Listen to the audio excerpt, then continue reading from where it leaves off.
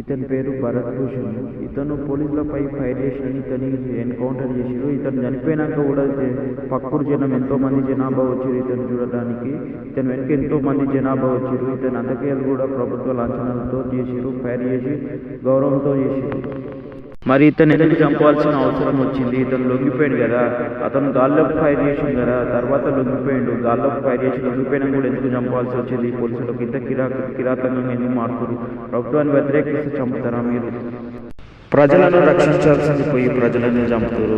గవర్నమెంట్కి ప్రశ్నించినందుకు మాకు రైట్ లేదా, మాకు అడిగే హక్కు లేదా, ఎందుకు చంపుతారు?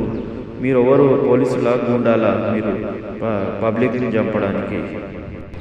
తప్పు చేసిన పోలీసులను అంటున్నాం. అండ్ వెంటనే వాళ్ళని శిక్షించాలి. బాధిత కుటుంబాలకు న్యాయం జరిగేలా చూడాలి. బాధిత కుటుంబాలకు న్యాయం జరిగేలా చూడాలి. వాళ్ళని వెంటనే శిక్షించాలి, కోర్టులో శిక్షించాలి.